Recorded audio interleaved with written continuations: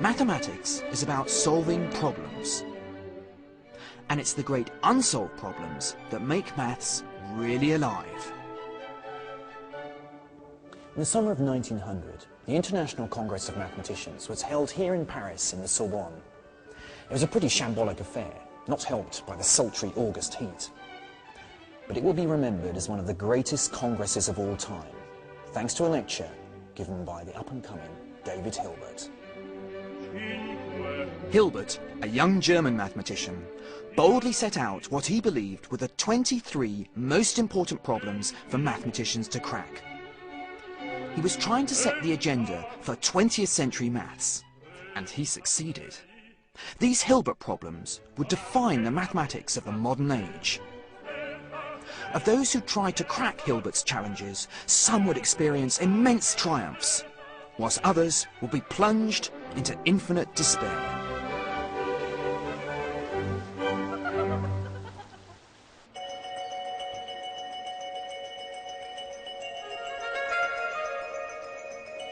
The first problem on Hilbert's list emerged from here, Halle in East Germany.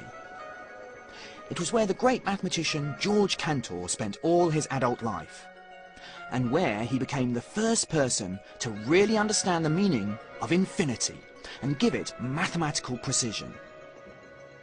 The statue in the town square, however, honours Halle's other famous son, the composer George Handel.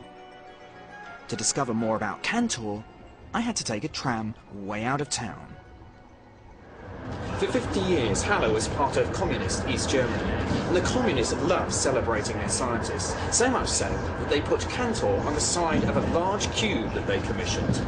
But, being communists, they didn't put the cube in the middle of the town, they put it out amongst the people.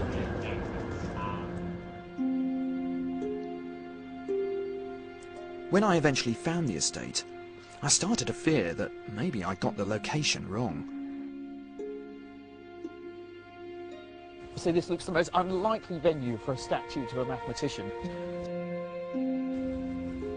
Excuse me, ein Frage. Can you help me a bit? Do you speak English? No. No. Ich suche eine Würfel. Ein Würfel, yeah. Is that right? A Würfel, a cube? Yeah, like that? Mit ein Abbindung der Mathematica? Yeah, go around there. Die Name ist Cantor? Somewhere over here. Oh, there it is! It's actually much bigger than I thought it was going to be. I thought it was going to be something like this sort of size. Aha! Here we are, on the dark side of the cube. Here's the man himself, Cantor. Cantor's one of my big heroes, actually. I think if I had to choose some theorems that I wish I'd proved, I think the couple that Cantor proves would be up there in my top 10. And this is because, before Cantor, no one had really understood infinity. It was a tricky, slippery concept that didn't really seem to go anywhere. But Cantor showed that infinity could be perfectly understandable. Indeed, there wasn't just one infinity, but infinitely many infinities. First, Cantor took the numbers 1, 2, 3, 4, and so on. Then he thought about comparing them with a much smaller set, something like 10, 20, 30, 40. What he showed is that these two infinite sets of numbers actually have the same size, because we can pair them up, 1 with 10, 2 with 20, 3 with 30, and so on. So these are the same sizes of infinity. But what about the fractions? After all, there are infinitely many fractions between any of the two whole numbers.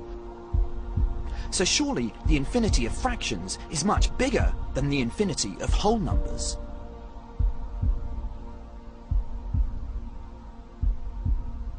Well, what Cantor did was to find a way to pair up all of the whole numbers with an infinite load of fractions. And this is how he did it. He started by arranging all the fractions in an infinite grid. The first row contained the whole numbers, fractions with 1 on the bottom. In the second row came the halves, fractions with 2 on the bottom, and so on. Every fraction appears somewhere in this grid. Where's 2/3? Second column, third row. Now imagine a line snaking back and forward diagonally through the fractions. by pulling this line straight, we can match up every fraction with one of the whole numbers. This means the fractions are the same sort of infinity as the whole numbers. So perhaps all infinities have the same size. Well, here comes the really exciting bit, because Cantor now considers the set of all infinite decimal numbers. And here he proves that they give us a bigger infinity, because however you try to list all the infinite decimals, Cantor produced a clever argument to show how to construct a new decimal number that was missing from your list. Suddenly, the idea of infinity opens up. There are different infinities, some bigger than others. It's a really exciting moment. For me, this is like the first humans understanding how to count things. But now we're counting in a different way. We're counting infinities. A door has opened and an entirely new mathematics lay before us. But it never helped Cantor much. I was in the cemetery in Halle where he's buried, and where I'd arranged to meet Professor Joe Dorban. He was keen to make the connections between Cantor's maths and his life. He suffered from manic depression. One of the first big breakdowns he has is in 1884. Right. But then around the turn of the century, these recurrences of the mental illness become more and more frequent. A lot of people have tried to make out that his mental illness was somehow triggered by the incredible abstract mathematics that he was dealing with. Well, he was certainly struggling, so there may have been a connection. Yeah, I mean, I must say, you know, when you start to contemplate the infinite, you know, I'm pretty happy with sort of the bottom end of the infinite. But as you kind of build it up more and more, I must say I start to feel unnerved by quite what's going on here and where is it going. For much of Cantor's life, the only place it was going was here, the university's sanatorium. There was no treatment then for manic depression, or indeed for the paranoia that often accompanied Cantor's attacks. Yet the clinic was a good place to be, comfortable, quiet and peaceful. And Cantor often found his time here gave him the mental strength to resume his exploration of the infinite.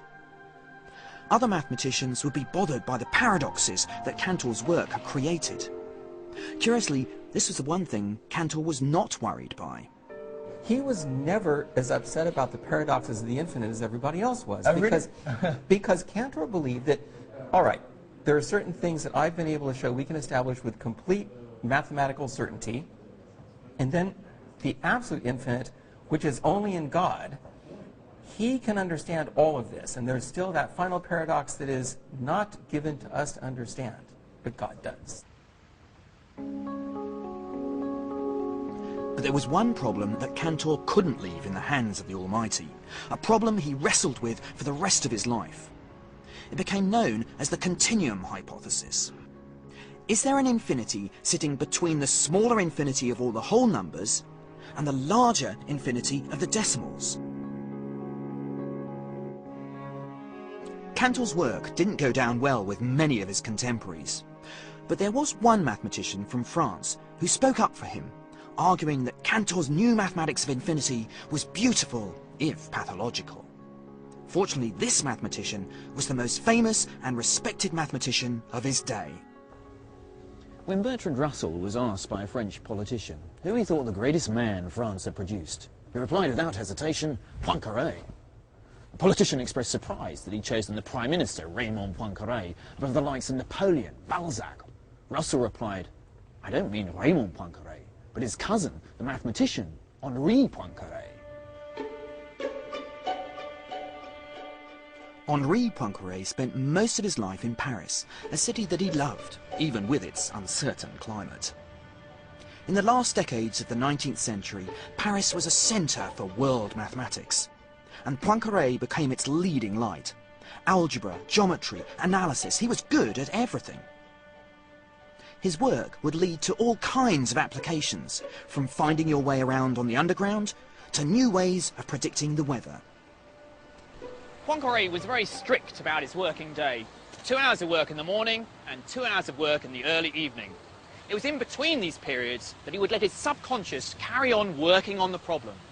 He recalls one moment when he had a flash of inspiration, which occurred to him almost out of nowhere, just as he was getting on a bus. And one such flash of inspiration led to an early success. In 1885, King Oscar II of Sweden and Norway offered a prize of 2,500 crowns for anyone who could establish mathematically, once and for all, whether the solar system would continue turning like clockwork or might suddenly fly apart. If the solar system has 2 planets, then Newton had already proved that their orbits would be stable. The 2 bodies just travel around in ellipses around each other. But as soon as you add 3 bodies like the Earth, Moon and Sun, the question of whether their orbits were stable or not stumped even the great Newton. The problem is that now you have some 18 different variables, like the exact coordinates of each body and their velocity in each direction, so the equations become very difficult to solve. But Poincaré made significant headway in sorting them out. Poincaré simplified the problem by making successive approximations to the orbits, which he believed wouldn't affect the final outcome significantly. Although he couldn't solve the problem in its entirety, his ideas were sophisticated enough to win him the prize. He developed this great sort of arsenal of techniques, mathematical techniques, which, in order to try and solve it. And in fact, the prize that he won was essentially really more for the techniques than for solving the problem. But when Poincaré's paper was being prepared for publication by the King's scientific advisor, Mittag Leffler, one of the editors found a problem. Poincaré realised that he'd made a mistake. Contrary to what he'd originally thought, even a small change in the initial conditions could end up producing vastly different orbits. His simplification just didn't work. But the result was even more important. The orbits Poincaré had discovered indirectly led to what we now know as chaos theory. Understanding the mathematical rules of chaos explain why a butterfly's wings could create tiny changes in the atmosphere that ultimately might cause a tornado or a hurricane to appear on the other side of the world. So this big subject of the 20th century, chaos, actually came out of a mistake that Poincaré had only spotted at the last minute. And so the essay had actually been published in its original form and was ready to go out. I mean, in fact, Mittag Leffler had sent copies out to various people, and it was to his horror when Poincaré wrote to him and said, stop, Oh my gosh, this is every mathematician's worst nightmare. Yeah, absolutely, pull it. Yes, hold the presses. Absolutely. So in a way, it works. Owning up to his mistake, if anything, enhanced Poincaré's reputation. He continued to produce a wide range of original work throughout his life. Not just specialist stuff either. He also wrote popular books extolling the importance of maths. Here we go, there's a section on the future of mathematics, which starts: if we wish to foresee the future of mathematics, our proper course is to study the history and present the condition of the science. So I think Poincaré might well have approved of my journey to uncover the story of maths. He certainly would have approved of the next destination, because to discover perhaps Poincaré's most important contribution to modern mathematics, I had to go looking for a bridge. 7 bridges, in fact. The 7 bridges of Königsberg. Today, the city's known as Kaliningrad, a little outpost of Russia on the Baltic Sea, surrounded by Poland and Lithuania. Until 1945, however, when it was ceded to the Soviet Union, it was the great Prussian city of Königsberg. Much of the old town, sadly, has been demolished. There's now no sign at all of 2 of the original 7 bridges, and several have changed out of all recognition. This is one of the original bridges. It may seem like an unlikely setting for the beginning of a mathematical story, but bear with me. It started as an 18th century puzzle. Is there a route around the city which crosses each of these 7 bridges only once? Finding the solution is much more difficult than it looks.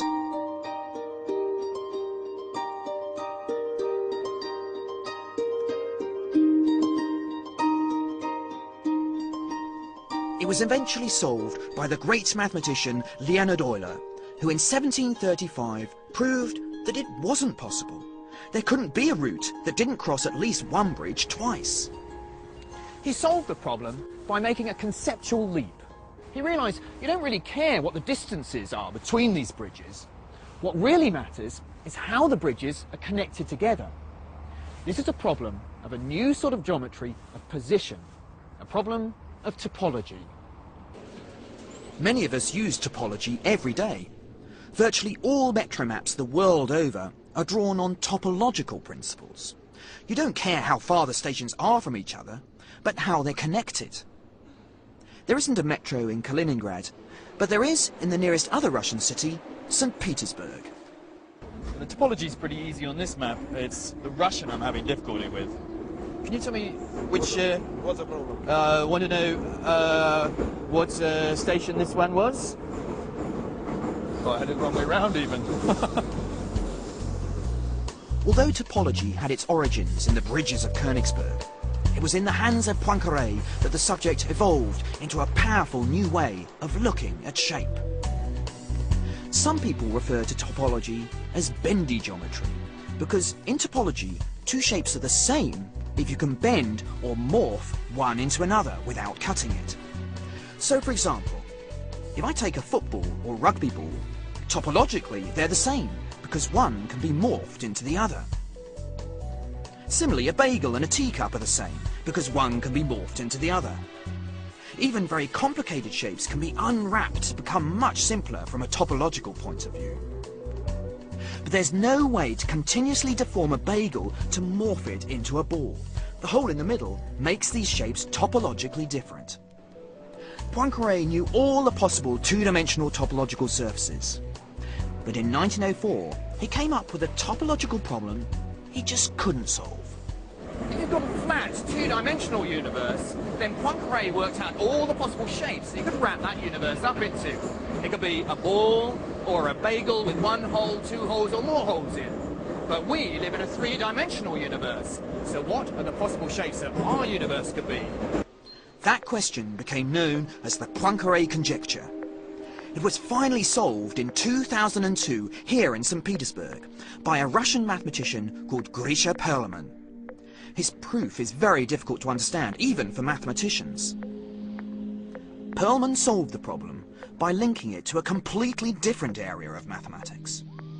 To understand the shapes, he looked instead at the dynamics of the way things can flow over the shape, which led to a description of all the possible ways that three-dimensional space can be wrapped up in higher dimensions. I wondered if the man himself could help in unravelling the intricacies of his proof.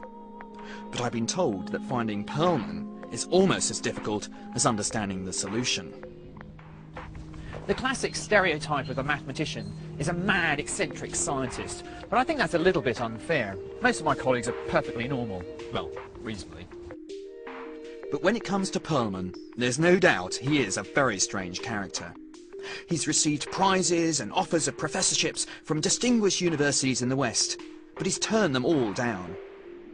Recently, he seems to have given up mathematics completely and retreated to live as a semi-recluse in this very modest housing estate with his mum. He refuses to talk to the media, but I thought he might just talk to me as a fellow mathematician. I was wrong. Well, it's interesting. I think he's actually turned off his buzzer. Probably too many media have actually been buzzing it, and I've tried a neighbour. That one rang, but his doesn't ring at all. In some sense, I think that it's his papers, his mathematics, which speaks for itself in a way. I don't really need to meet the mathematician. And in this age of big brother and big money, I think there's something rather noble about the fact that he gets his kick out of proving theorems and not winning prizes. One mathematician would certainly have applauded. For solving any of his 23 problems, David Hilbert offered no prize or reward beyond the admiration of other mathematicians. When he sketched out the problems in Paris in 1900, Hilbert himself was already a mathematical star. And it was in Göttingen in northern Germany that he really shone.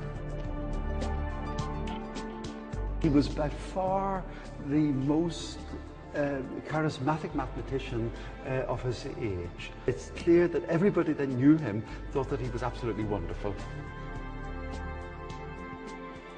He studied number theory and brought everything together that was there. And then within a year or so, he left that completely and revolutionized the theory of integral equations. It's always change and always something new. And there's hardly anybody who was so flexible and so varied in his approach that Hilbert was.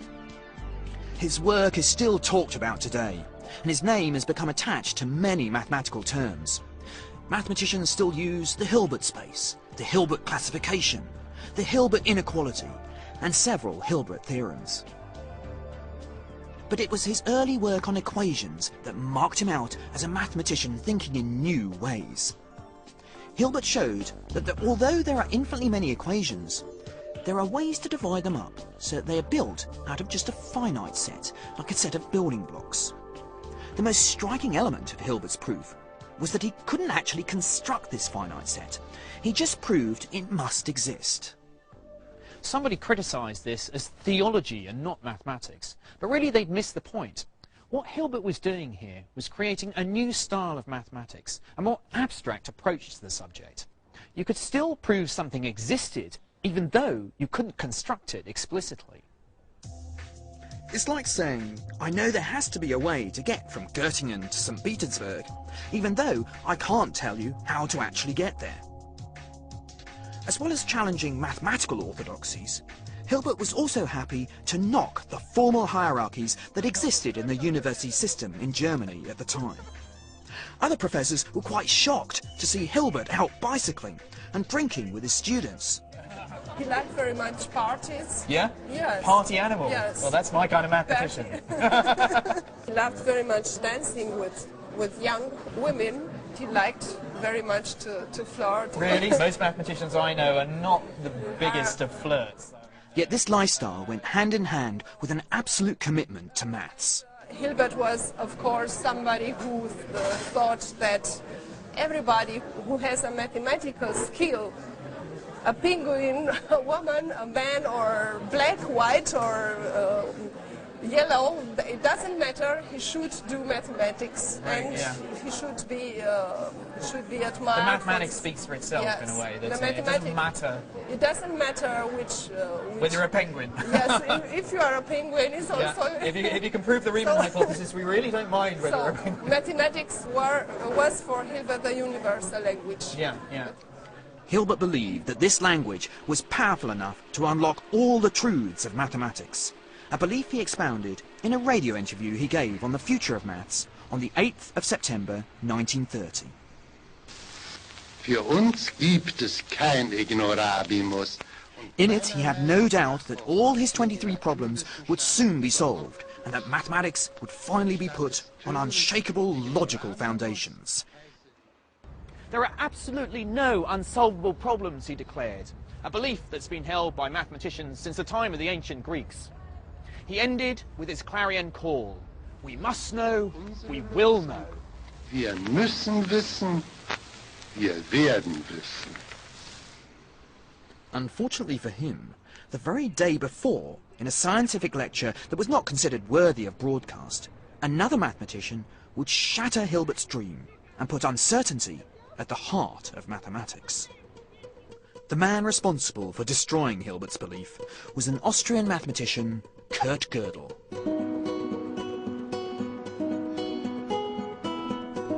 And it all started here, Vienna. Even his admirers, and there are a great many, admit that Kurt Gödel was a little odd. As a child, he was bright, sickly, and very strange. He couldn't stop asking questions, so much so that his family called him Herr Warum, Mr. Why. Gödel lived in Vienna in the 1920s and 1930s, between the fall of the Austro-Hungarian Empire and its annexation by the Nazis. It was a strange, chaotic and exciting time to be in the city. Gödel studied mathematics at Vienna University, but he spent most of his time in the cafes, the internet chat rooms of their time, where amongst games of backgammon and billiards, the real intellectual excitement was taking place. Particularly amongst a highly influential group of philosophers and scientists called the Vienna Circle. In their discussions, Kurt Gödel would come up with an idea that would revolutionize mathematics. He'd set himself a difficult mathematical test. He wanted to solve Hilbert's second problem and find a logical foundation for all mathematics. But what he came up with surprised even him. All his efforts in mathematical logic not only couldn't provide the guarantee Hilbert wanted, instead, he proved the opposite. Got it. It's called the incompleteness theorem. Gödel proved that within any logical system for mathematics, there will be statements about numbers which are true, but which you cannot prove. He starts with the statement, this statement cannot be proved. This is not a mathematical statement yet, but by using a clever code based on prime numbers, Gödel could change this statement into a pure statement of arithmetic. Now, such statements must either be true or false. Hold on to your logical hats as we explore the possibilities. If the statement is false, that means the statement could be proved, which means it would be true, and that's a contradiction. So that means the statement must be true. In other words, here is a mathematical statement that is true, but can't be proved. Mars. Gödel's proof led to a crisis in mathematics. What if the problem you're working on, the Goldbach conjecture say, or the Riemann hypothesis, would turn out to be true but unprovable? It led to a crisis for Gödel too. In the autumn of 1934, he suffered the first of what became a series of breakdowns and spent time in a sanatorium. He was saved by the love of a good woman. Adele Nimbersky was a dancer in a local nightclub. She kept Gödel alive. One day, she and Gödel were walking down these very steps. Suddenly, he was attacked by Nazi thugs. Gödel himself wasn't Jewish, but many of his friends in the Vienna Circle were. Adele came to his rescue. But it was only a temporary reprieve for Gödel, and for maths. All across Austria and Germany, mathematics was about to die.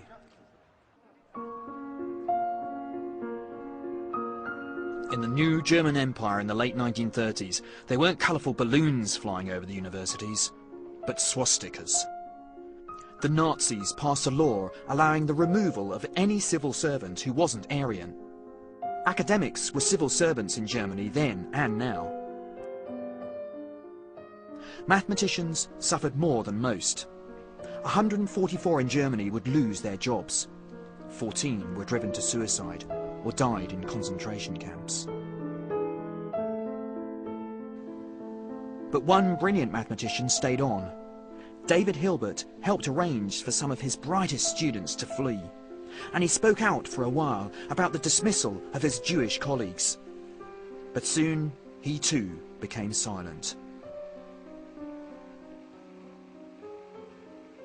It's not clear why he didn't flee himself, or at least protest a little bit more. He did fall ill towards the end of his life, so maybe he just didn't have the energy. All around him, mathematicians and scientists were fleeing the Nazi regime, until it was only Hilbert left to witness the destruction of one of the greatest mathematical centres of all time. David Hilbert died in 1943. Only 10 people attended the funeral of the most famous mathematician of his time. The dominance of Europe, the centre for world maths for 500 years, was over. It was time for the mathematical baton to be handed to the new world. Time, in fact, for this place. The Institute for Advanced Study had been set up in Princeton in 1930. The idea was to reproduce the collegiate atmosphere of the old European universities in rural New Jersey. But to do this, it needed to attract the very best, and it didn't need to look far. Many of the brightest European mathematicians were fleeing the Nazis for America. People like Hermann Weyl, whose research would have major significance for theoretical physics. And John von Neumann, who developed game theory and was one of the pioneers of computer science. The Institute quickly became the perfect place to create another Göttingen in the woods. One mathematician in particular made the place a home from home. Every morning, Kurt Gödel, dressed in a white linen suit and wearing a fedora, would walk from his home along Mercer Street to the Institute. On his way, he would stop here at number 112 to pick up his closest friend, another European exile, Albert Einstein. But not even relaxed, affluent Princeton could help Gödel finally escape his demons. Einstein was always full of laughter. He described Princeton as a banishment to paradise. But the much younger Gödel became increasingly solemn and pessimistic. Slowly, this pessimism turned into paranoia. He spent less and less time with his fellow mathematicians in Princeton. Instead, he preferred to come here, to the beach next to the ocean, walk alone, thinking about the works of the great German mathematician, Leibniz. But as Gödel was withdrawing into his own interior world, his influence on American mathematics, paradoxically, was growing stronger and stronger. And a young mathematician from just along the New Jersey coast eagerly took on some of the challenges he posed. 2, 3, 4, 5, 6, 7, 8, 9, 10 times a day I could love you. In 1950s America, the majority of youngsters weren't preoccupied with mathematics. Most went for a more relaxed, hedonistic lifestyle in this newly affluent land of ice cream and donuts. But one teenager didn't indulge in the normal pursuits of American adolescence, but chose instead to grapple with some of the major problems in mathematics. From a very early age, Paul Cohen was winning mathematical competitions and prizes. But he found it difficult at first to discover a field in mathematics where he could really make his mark. Until he read about Cantor's continuum hypothesis. That's the one problem, as I'd learned back in Halle, that Cantor just couldn't resolve. It asks whether there is or isn't an infinite set of numbers bigger than the set of all whole numbers, but smaller than the set of all decimals. It sounds straightforward, but it had foiled all attempts to solve it since Hilbert made it his first problem way back in 1900. With the arrogance of youth, the 22-year-old Paul Cohen decided that he could do it. Cohen came back a year later with the extraordinary discovery that both answers could be true. There was one mathematics where the continuum hypothesis could be assumed to be true. There wasn't a set between the whole numbers and the infinite decimals.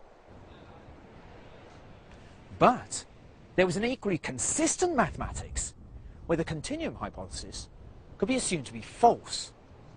Here, there was a set between the whole numbers and the infinite decimals. It was an incredibly daring solution. Cohen's proof seemed true, but his method was so new that nobody was absolutely sure. There was only one person whose opinion everybody trusted. There was a lot of skepticism, and he had to make a trip here to the Institute right here to visit Gödel, and it was only after Gödel gave his stamp of approval in quite an unusual way said, give me your paper, and then on Monday he put it back in the box saying, yes, it's correct. Then, of course, everything changed. Today, mathematicians insert a statement that says whether the result depends on the continuum hypothesis. We've built up two different mathematical worlds, in which one answer is yes, and the other is no. Paul Cohen really has rocked the mathematical universe. It gave him fame, riches, and prizes galore. He didn't publish much after his early success in the 60s. But he was absolutely dynamite. I can't imagine anyone better to learn from. And he was very eager to learn, to teach you anything he knew, or even things he didn't know. With the confidence that came from solving Hilbert's first problem, Cohen settled down in the mid-1960s to have a go at the most important Hilbert problem of them all, the eighth, the Riemann hypothesis. When he died in California in 2007, 40 years later, he was still trying. But like many famous mathematicians before him, Riemann had defeated even him. But his approach has inspired others to make progress towards a proof, including one of his most famous students, Peter Sarnak. I think overall, absolutely, I love the guy. It was my inspiration. I'm really glad I worked with him. He put me on the right track. Paul Cohen is a good example of the success of the great American dream. Second-generation Jewish immigrant becomes top American professor. But I wouldn't say that his mathematics was a particularly American product. Cohen was so fired up by this problem that he probably would have cracked it whatever the surroundings. Paul Cohen had it relatively easy. But another great American mathematician of the 1960s faced a much tougher struggle to make an impact. Not least because she was female. In the story of maths, nearly all the truly great mathematicians have been men. But there have been a few exceptions. There was the Russian Sofia Kovalevskaya, who became the first female professor of mathematics in Stockholm in 1889 and won a very prestigious French mathematical prize. And then Emmy Noether, a talented algebraist who fled from the Nazis to America, but then died before she fully realized her potential. And then there is the woman whom I'm crossing America to find out about, Julia Robinson, the first woman ever to be elected president of the American Mathematical Society.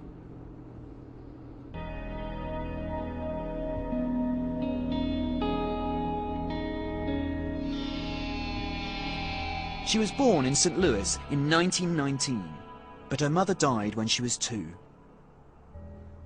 She and her sister Constance moved to live with their grandmother in a small community in the desert near Phoenix, Arizona. Julia Robinson grew up somewhere around here. I've got a photo which shows her cottage in the 1930s with nothing much around it.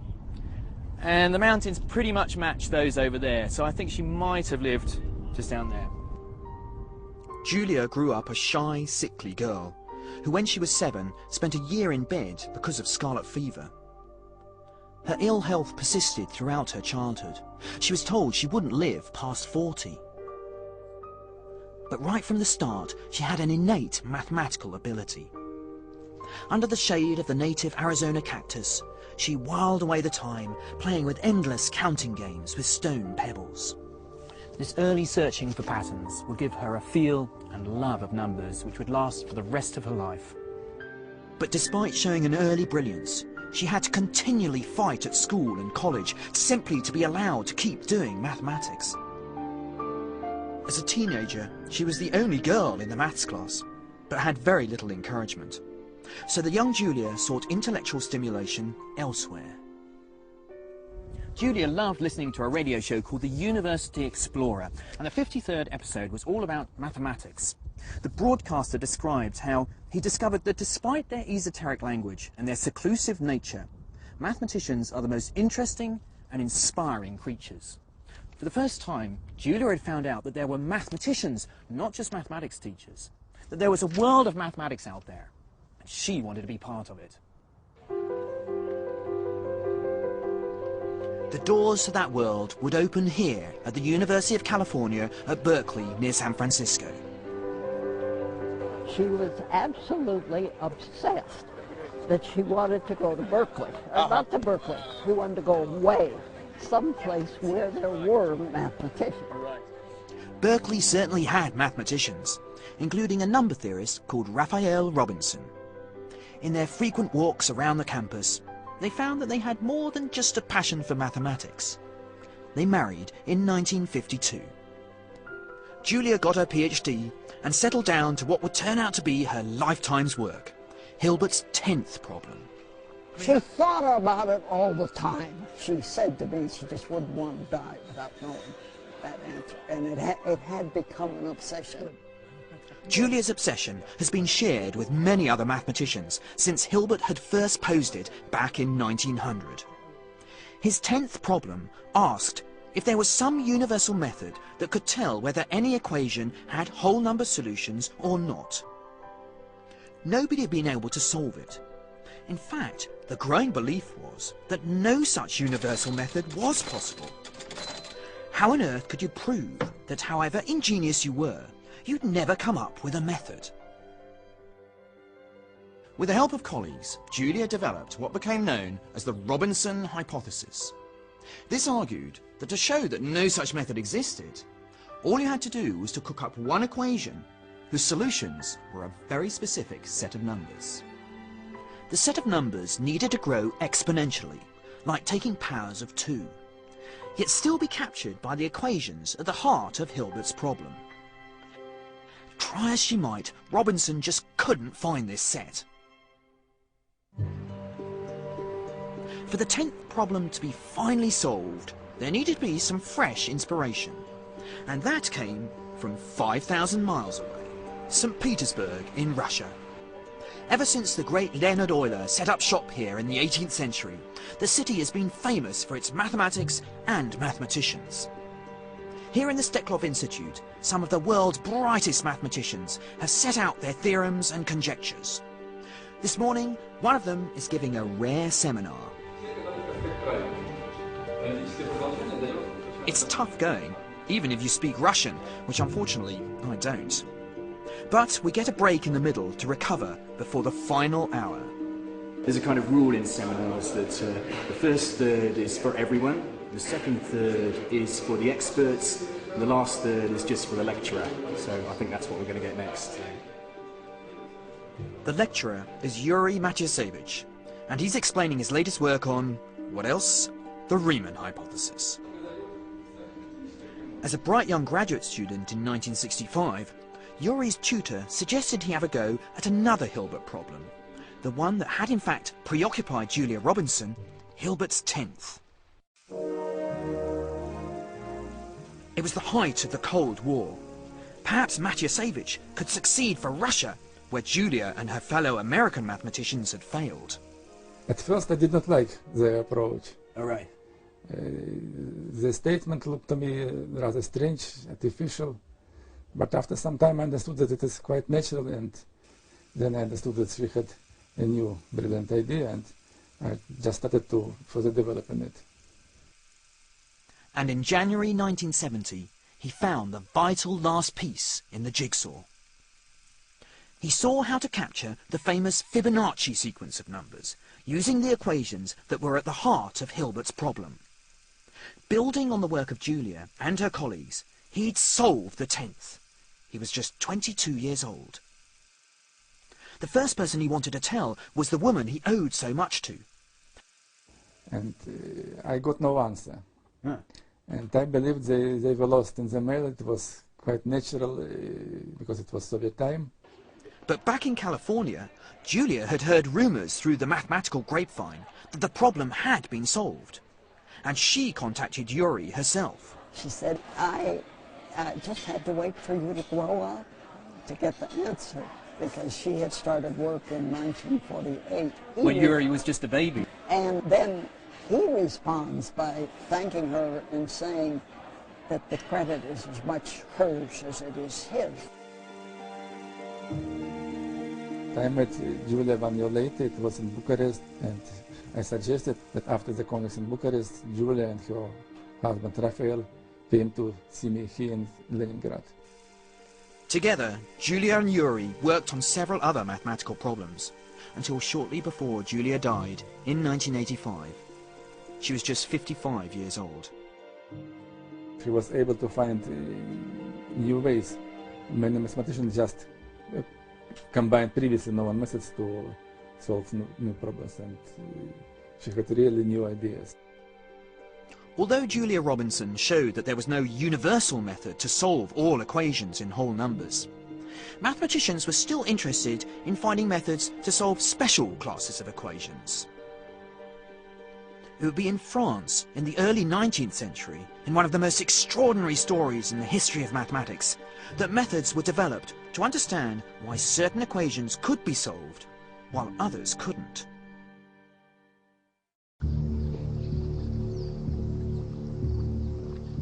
It's early morning in Paris on the 29th of May 1832.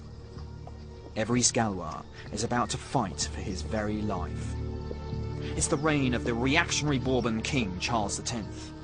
And Galois, like many angry young men in Paris then, is a republican revolutionary. Unlike the rest of his comrades though, he has another passion: mathematics. He'd just spent 4 months in jail. Then, in a mysterious saga of unrequited love, he's challenged to a duel. He'd been up the whole previous night, refining a new language for mathematics he'd developed. Galois believed that mathematics shouldn't be the study of number and shape, but the study of structure. Perhaps he was still preoccupied with his maths. There was only one shot fired that morning. Galois died the next day, just 20 years old. It was one of mathematics' greatest losses. Only by the beginning of the 20th century would Galois be fully appreciated and his ideas fully realized.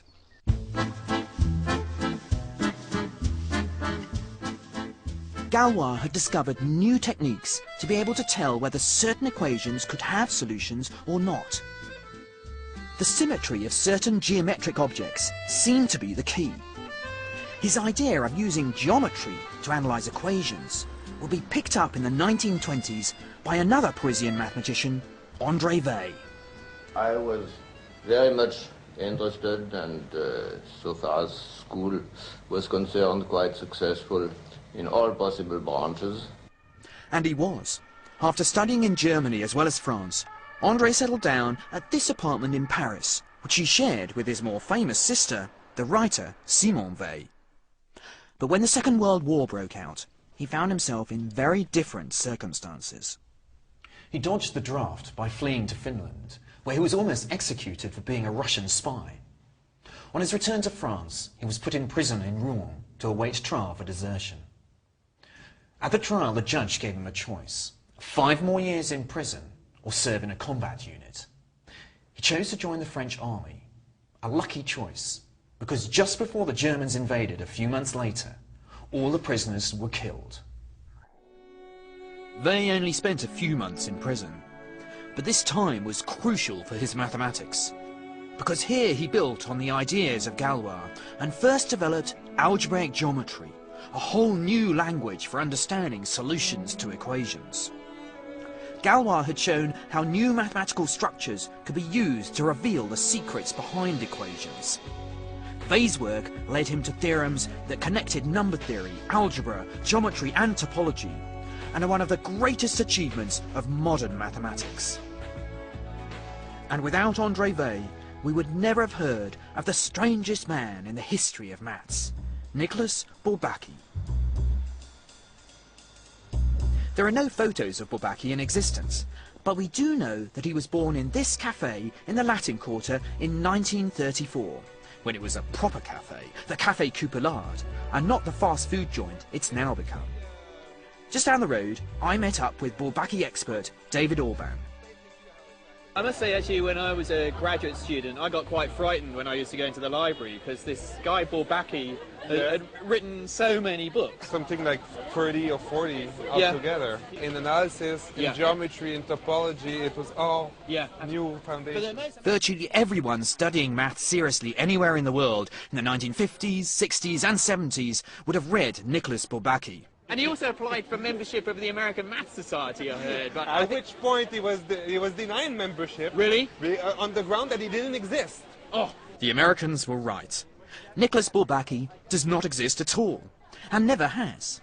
Bourbaki is in fact the nom de plume for a group of French mathematicians led by André Weil, who decided to write a coherent account of the mathematics of the 20th century.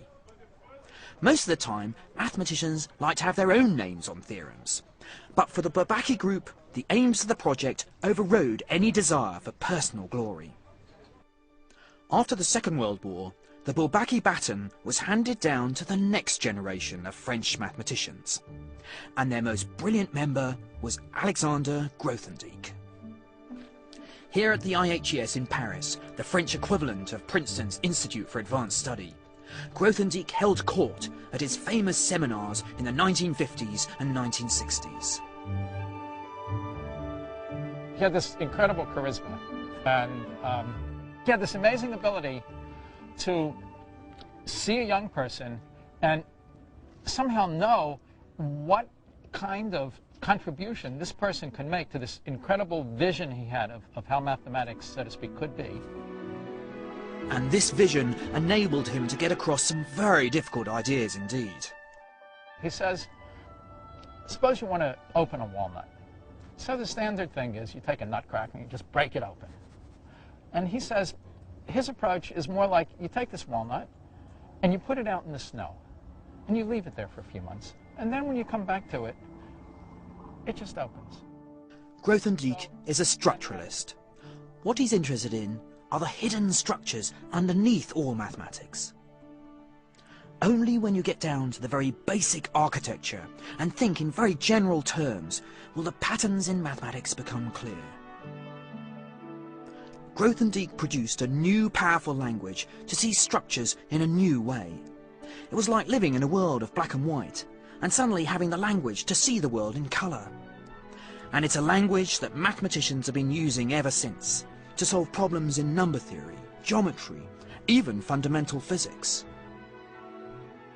But in the late 1960s, Grothendieck decided to turn his back on mathematics after he discovered politics. He believed that the threat of nuclear war and the questions of nuclear disarmament were more important than mathematics. And that people who continued to do mathematics rather than confront this threat of nuclear war were doing harm in the world. Grothendieck decided to leave Paris and move back to the south of France where he grew up.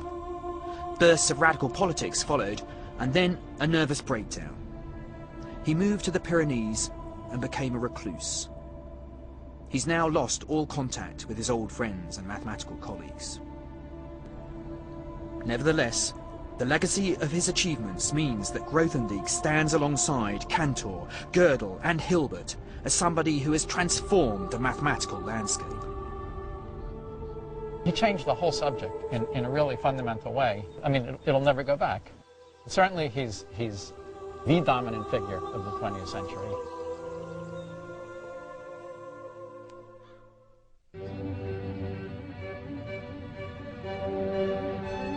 I've come back to England, though, thinking again about another seminal figure of the 20th century. The person that started it all off, David Hilbert. Of the 23 problems that Hilbert set mathematicians in the year 1900, most of them now have been solved. However, there is one great exception, the Riemann hypothesis, the 8th on Hilbert's list. That one is still the holy grail of mathematics. Hilbert's lecture inspired a generation to pursue their mathematical dreams. This morning, in the town where I grew up, I hope to inspire another generation.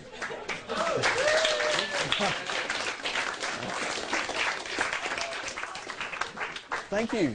Well, hello, my name's Marcus de Sotoy, and I'm a professor of mathematics up the road at the University of Oxford. But it was actually in this school here, in fact, this classroom, is where I discovered my love for mathematics. And this love of mathematics that I first acquired here in my old comprehensive school still drives me now. It's a love of solving problems. There are so many problems I could tell them about, but I've chosen my favourite. I think that a mathematician is a pattern searcher, and that's really what mathematicians try and do. We try and understand sort of the patterns and the structure and the logic to explain the way the world around us works. And this is really at the heart of the Riemann hypothesis. The task is there any pattern in these numbers which can help me to say where the next number is going to be? What's the next one after 31? How can I tell? These numbers are, of course, prime numbers, the building blocks of mathematics. The Riemann hypothesis, a conjecture about the distribution of the primes, goes to the very heart of our subject. Why on earth is anybody interested in these primes? Why is the army interested in primes? Why are spies interested in primes? Isn't it to encrypt stuff? Exactly. I study this stuff because I think it's all really beautiful and elegant, but actually there's a lot of people who are interested in these numbers because they're very practical use. The bizarre thing is that the more abstract and difficult mathematics becomes, the more it seems to have applications in the real world. Mathematics now pervades every aspect of our lives. Every time we switch on the television, plug in a computer, pay with a credit card, there's now $1 million for anybody who can solve the Riemann hypothesis. But there's more at stake than that. Anybody who proves this theorem will be remembered forever. They'll be up on that board ahead of any of those other mathematicians. And that's because the Riemann hypothesis is a cornerstone of maths. Thousands of theorems depend on it being true. Very few mathematicians think that it isn't true, but mathematics is about proof, and until we can prove it, there will still be doubt. Maths has grown out of this passion to get rid of doubt.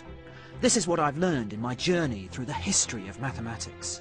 Mathematicians like Archimedes and Al-Khwarizmi, Gauss and Grothendieck were driven to understand the precise way numbers and space work. Maths in action, that one. It's beautiful. It's really nice, yeah.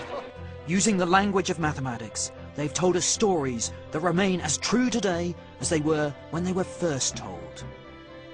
In the Mediterranean, I discovered the origins of geometry. Mathematicians and philosophers flocked to Alexandria, driven by their thirst for knowledge and the pursuit of excellence. In India, I learnt about another discovery that it'd be impossible to imagine modern life without. So here we are, in one of the true holy sites of the mathematical world. Up here are some numbers, and here's the new number. It's 0. In the Middle East, I was amazed at Al-Khwarizmi's invention of algebra. He developed systematic ways to be able to analyse problems so that the solutions would work whatever the numbers that you took. In the golden age of mathematics in Europe in the 18th and 19th centuries, I found how maths discovered new ways for analysing bodies in motion, and new geometries that helped us to understand the very strange shape of space. It is with Riemann's work that we finally have the mathematical glasses to be able to explore such worlds of the mind. And now my journey into the abstract world of 20th century mathematics has revealed that maths is the true language the universe is written in, the key to understanding the world around us. Mathematicians aren't motivated by money and material gain, or even by practical applications of their work. For us, it's the glory of solving one of the great unsolved problems that have outwitted previous generations of mathematicians. Hilbert was right. It's the unsolved problems of mathematics which make it a living subject, which obsess each new generation of mathematicians. Despite all the things we've discovered over the last 7 millennia, there are still many things we don't understand. And it's Hilbert's call of we must know, we will know, which drives mathematics. You can learn more about the story of maths with the Open University at open2.net.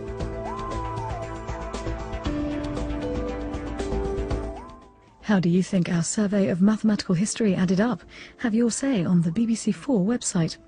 Next tonight on BBC4, the villagers of Glod try to clear their name after rough treatment at the hands of a British comedian in Storyville.